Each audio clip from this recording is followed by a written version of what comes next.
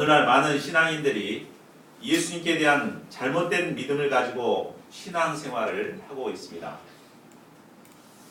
일반적으로 성도들은 예수님을 믿고 교회에 다니면 모든 일이 잘 풀리고 참 부자도 되고 복도 받을 것이라고 기대합니다.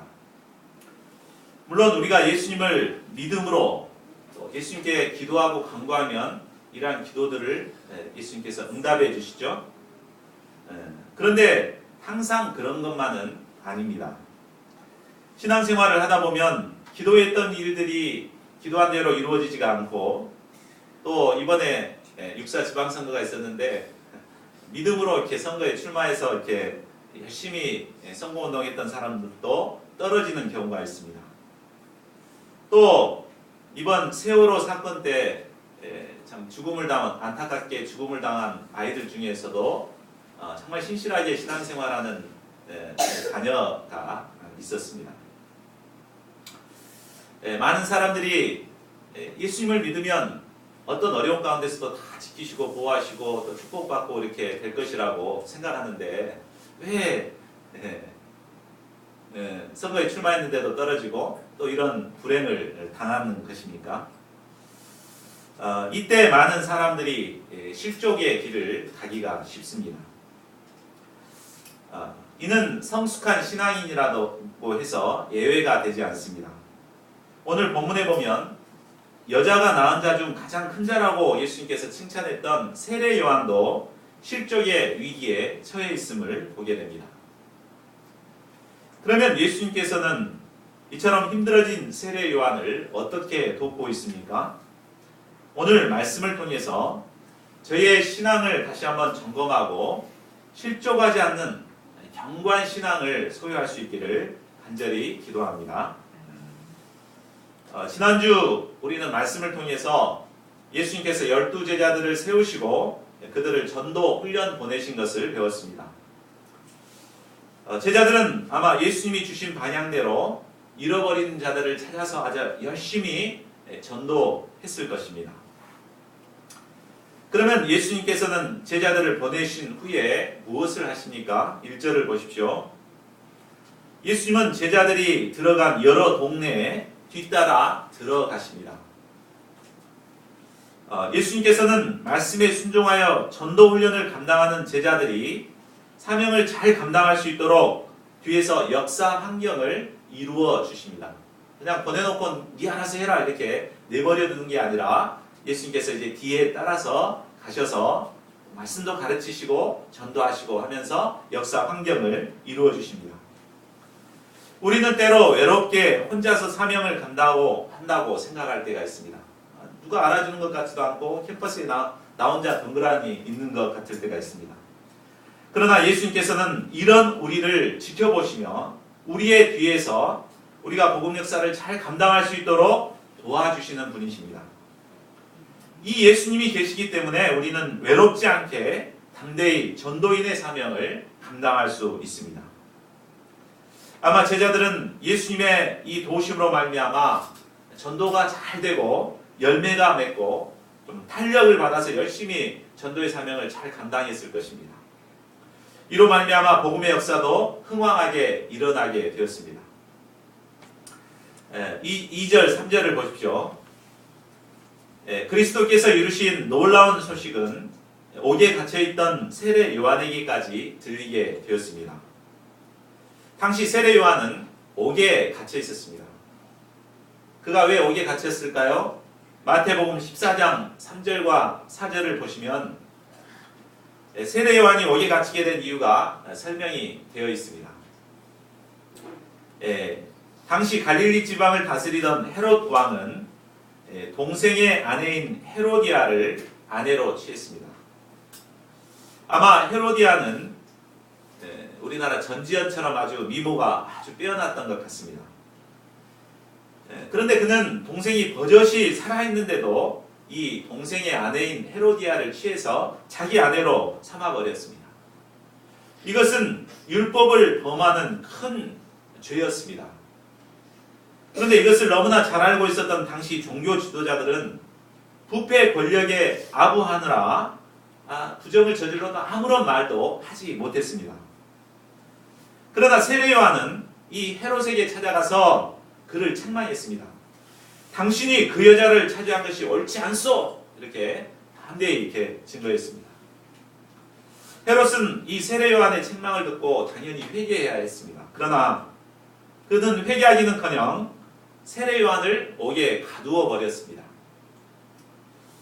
참으로 그 시대는 불의가 가득하고 음란하고 어두운 시대였음을 보여주고 있습니다.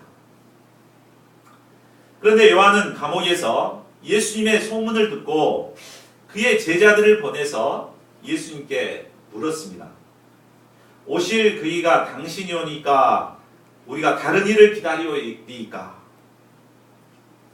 그의 질문 속에는 예수님께서 메시아가 아닐지도 모른다는 의심이 담겨 있습니다. 우리가 공부했죠. 마태복음 3장에서 공부했듯이 세례 요한은 예수님을 한눈에 알아봤습니다. 또 예수님이 오시기 전에 예수님이 감당해야 할 사역에 대해서도 자신은 물로 세례를 주지만 예수님께서는 불과 성령으로 이렇게 세례를 주신다 이렇게 말씀하셨고, 예수님께서 세례받으러 나오시니까 어떻게 했어요?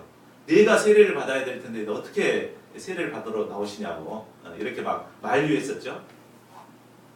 그럴 때 이제 예수님께서 설득해서 세례를 이렇게 베풀게 되었습니다. 그런데 세례를 베풀고 나서도 하늘이 열리고 성령이 비둘기같이 예수님께 내리고 또 하나님께서 증거하신 그 증거를 들었습니다. 하나님께서 뭐라 하셨습니까?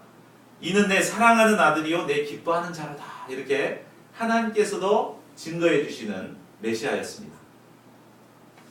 그는 분명히 예수님이 메시아라는 사실을 확신하고 있었고 또 모든 증거와 이런 상황들을 볼 때 예수님이 메시아라는 것을 너무나 잘 알았을 텐데 왜 이렇게 예수님을 의심하고 있을까요? 그것은 그가 메시아에 대해서 증거했던 그 증거했던 메시지를 들어보면 아마 조금은 이해할 수 있을 것입니다. 마태복음 3장 12절에서 한번 넘겨주시겠어요?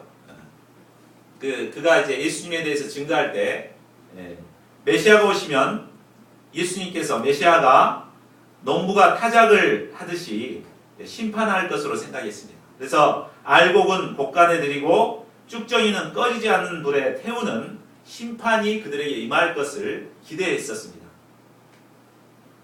그런데 어떻게 됐습니까?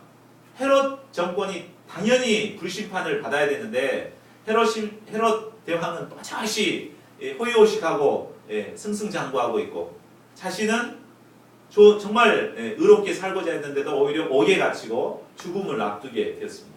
이런 상황에 처하게 되니까 메시아에 대한 확신이 이렇게 사라지고 의심이 이렇게 들어오게 된 것이죠. 그래서 정말 예수님이 메시아가 맞는가 이런 의심이 이렇게 이제 자기를 괴롭히니까 자신의 제자들을 보내서 한번 확인해보고 오도록 그렇게 보낸 것이었습니다. 세례 요한이 신앙의 위기를 맞게 된 근본적인 원인은 바로 그가 잘못된 메시아관을 가지고 있었기 때문입니다.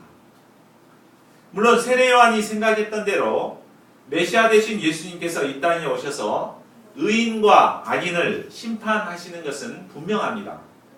그런데 그때는 초림 때가 아니라 이제 재림하실 때에 그런 일을 이루십니다. 장차 예수님께서는 천사장의 나팔과 함께 하늘로부터 임하실 것입니다. 그때 알곡 신자들은 영원한 하나님 나라에 들이시고 악인은 불과 유황으로 꺼지지 않는 불로 심판하실 것입니다. 그런데 요한은 이 일이 마치 당장 이루어질 것이라고 기대했었습니다. 그런데 그의 기대처럼 예수님께서 오셨지만 전혀 심판이 이루어지지 않았을 때 딜레마에 빠진 것이죠. 그러나 예수님께서 심판해 주러 오시기 위해서는 먼저 해야 할 일이 있었습니다. 그것은 메시아의 사역을 이 땅에서 감당하는 일입니다. 그리고 십자가와 부활의 복음을 완성하는 일이었습니다. 그리고 하늘로 승천하셔서 이 땅에 땅끝까지 복음이 증거될 때 그때 비로소 재림하셔서 이런 심판을 하시게 될 것입니다. 결국 세례 요한은 분명한 메시아관을 갖지 못했기 때문에 힘든 상황에서 신앙의 위기를 맞이하게 된 것입니다. 저는 오늘날 한국의 기독교가 위기를 맞이하게 된 것도 역시 잘못된 메시아관을 갖고 있기 때문이라고 생각합니다.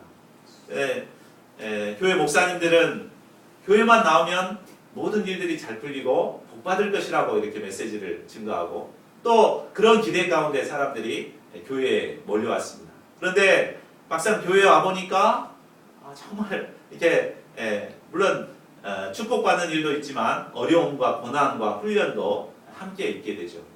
그렇게 되니까 그런 어려움이 닥치고 시험을 봤는데도 합격을 못하고 이렇게 실패를 하게 될 때 신앙의 좌절을 느끼고 결국은 힘들어서 교회를 떠나는 이런 일들이 있게 되는 것입니다. 정말 예수님 믿으면 뭐든지 복받는다 라고 생각하는 것이 이제 구복신앙이죠. 그러나 아까 얘기했던 대로 예수님께서 우리에게 복을 주시지 않는 것이 아닙니다. 분명하게 복을 주십니다. 근데 우리가 생각하는 복과 예수님이 생각하는 복이 다르다는 것이 문제입니다. 우리가 원하는 축복은 대단히 자기중심적이고 또 조급하고 굉장히 편협합니다. 그러나 예수님께서 주시고자 하시는 축복은 나를 복받게 하지만 물론 나를 통해서 다른 사람들을 복받게 하는 복입니다.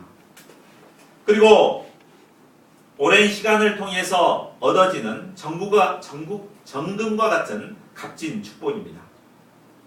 또한 이 땅에서 누리는 제한적인 축복이 아니라 하늘나라에서 영원토록 누리는 축복입니다. 예수님께서는 이렇게 큰 축복을 주시고자 하시는데 우리는 정말 조그만 지엽적인 문제에만 얽매여 가지고 그것만 받으려고 하기 때문에 우리가 신앙의 위험을 겪게 되는 것입니다. 그러면 신앙의 위기에 처해 있는 세례 요한을 예수님께서는 어떻게 도와주시고자 하십니까? 우리 4절과 5절을 한번 같이 읽어볼까요? 4절 5절 시작.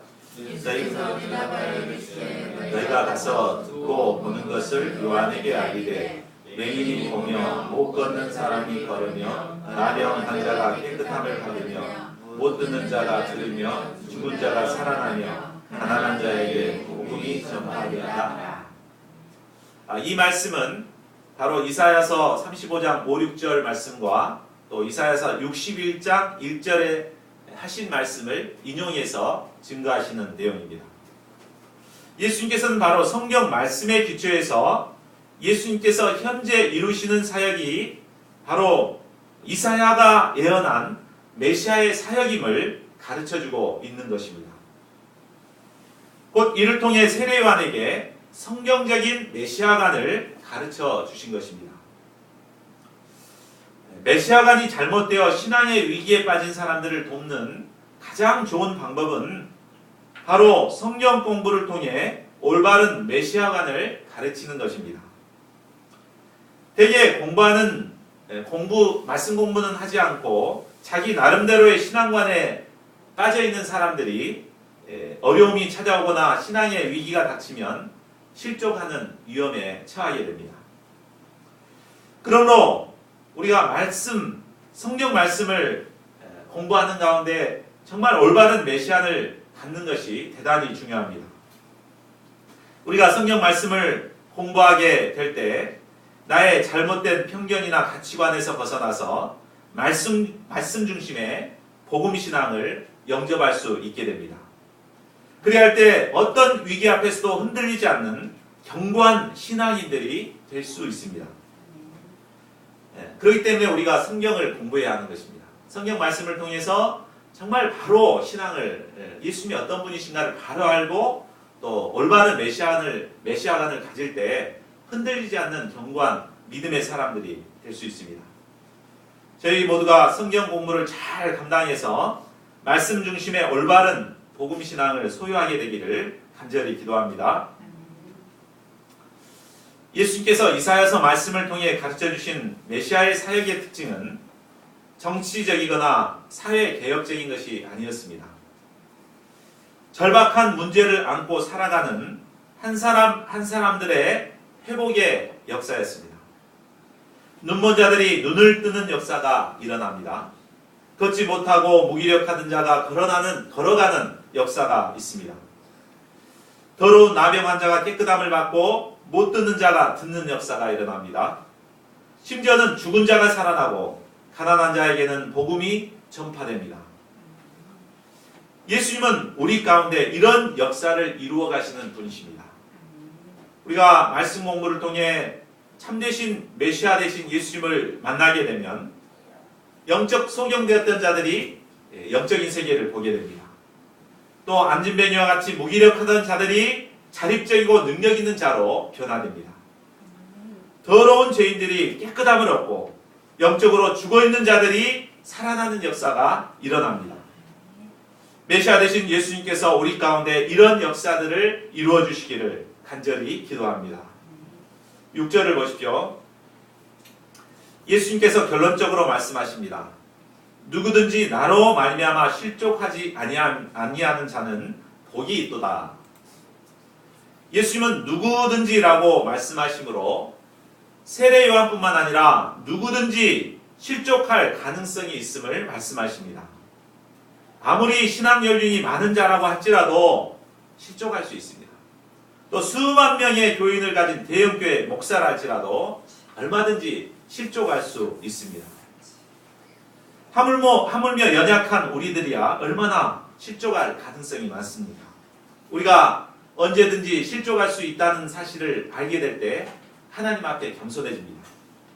그리고 이 겸손한 자세로 말씀을 통해서 예수님이 어떤 분이신가를 배울 수가 있습니다. 저희 모두가 실족할 수 있다는 연약한 존재인 것을 깨닫고 겸손히 예수님을 배울 수 있기를 기도합니다. 또한 예수님께서는 나로 인해 라고 말씀하시므로 예수님 때문에 실족할 수도 있음을 경고하십니다. 실족이란 말이 뭔 말입니까? 발을 잘못 디뎌서 넘어지는 것을 말합니다. 우리는 예수님이 이런 분이다 라고 잘못 알고 그 길을 가다가 발을 헛디뎌서 실족할 수가 있는 것입니다. 대표적인 사람들이 바로 이단들이죠. 이단들도 똑같이 예수님을 믿는다고 말합니다. 그런데 그들이 가지고 있는 메시아가는 우리와 너무 달라져 있습니다. 그렇기 때문에 그들은 그것이 옳은 줄 알고 가다가 결국은 실족할 수밖에 없는 것입니다. 우리는 진리의 말씀을 옳게 분별하여 성경 말씀에 기초한 올바른 메시아관을 가져야 합니다. 이런 자들이 진정으로 복받은 자들입니다. 저희 모두가 진리의 말씀에 기초하여 예수님을 올바로 믿고 신앙생활하는 진정으로 복된 자들이 될 수 있기를 간절히 기도합니다. 7절을 보십시오. 예수님께서 요한의 제자들을 보내신 후에 이제 무리들에게 요한에 대해서 말씀하십니다. 아마 예수님 곁에서 예수님의 이야기를 듣고 있던 무리들은 세례 요한이 믿음 없는 사람이라고 판단하고 참 얕잡아 보기 쉬웠을 것입니다. 이에 예수님께서는 세례 요한이 얼마나 위대한 자인가를 무리들에게 설명해 주십니다. 너희가 무엇을 보러 광야에 나갔더냐? 예수님께서 복음 역사를 시작하기 전 사람들은 세례 요한에게 세례받기 위해서 광야로 나갔습니다. 그때는 세례 요한이 메시아가 아닌가 할 정도로 그를 위대하게 여겼습니다. 그런데 그런 그가 감옥에 갇혀 흔들리는 모습을 볼 때 참 요한도 별 수 없는 갈대와 같은 자이구만 이렇게 판단하기 쉬웠습니다. 또 한편으로는 고생을 못 해본 사람이라서 감옥에 갇혀 있으니까 그걸 못 이겨내는구만 이렇게 판단할 수도 있었습니다. 그러나 예수님께서는 요한은 바람에 흔들리는 갈대와 같은 자도 아니요 또 고생을 무서워하는 부드러운 옷 입은 자도 아니라고 말씀하십니다. 그러면 요한은 어떤 자입니까? 그는 바로 선지자였습니다.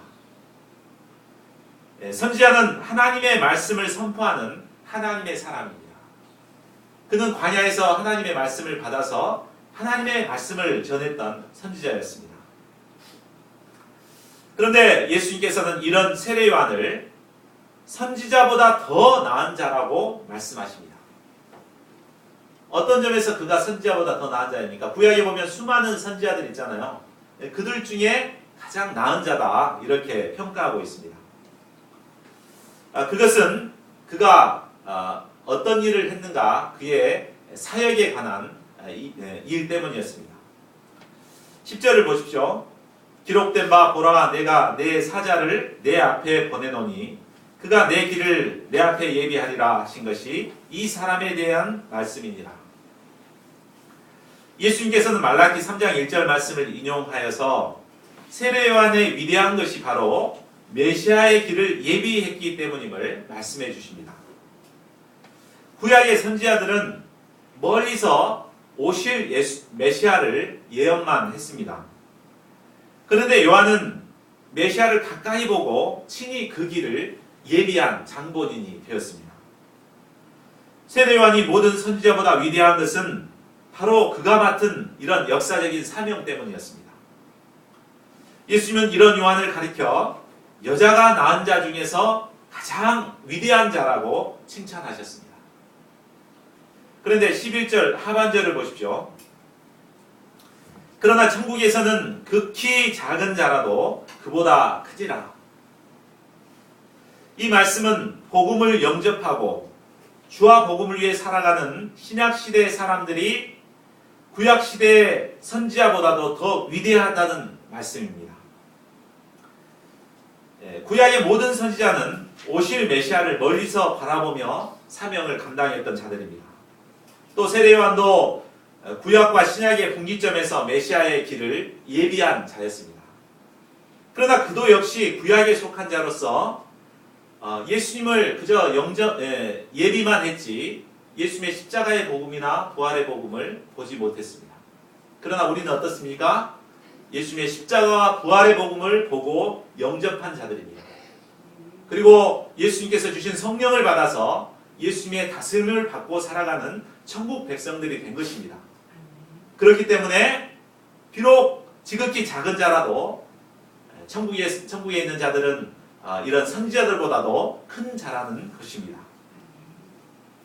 우리가 천국 백성이 됐다는 것은 참으로 위대한 자가 되었다는 것입니다. 우리는 잘 실감을 못하는데 천국 백성이 되었다는 것은 이런 놀라운 축복입니다.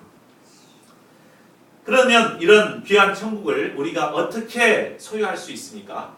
모두가 천국을 소유해야 되겠죠? 12절을 보십시오. 우리 12절을 같이 한번 읽어볼까요? 시작. 세례 요한의 때부터 지금까지 천국은 침노를 당하나니 침노하는 자는 빼앗느니라. 세례 요한 이전까지는 천국에 들어가려면 아주 까다로운 율법을 다 지켜야 했기 때문에 아무도 들어갈 수가 없었습니다. 그러나 예수님께서 이 땅에 오심으로 죄와 사탄의 세력이 멸하게 되어서 멸하심으로 말미암아 이제 천국의 문은 활짝 열리게 되었습니다.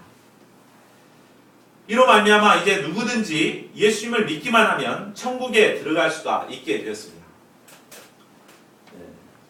그래서 예수님께서는 세례 요한 이후부터 천국은 침노를 당하게 되었다고 말하고 있습니다.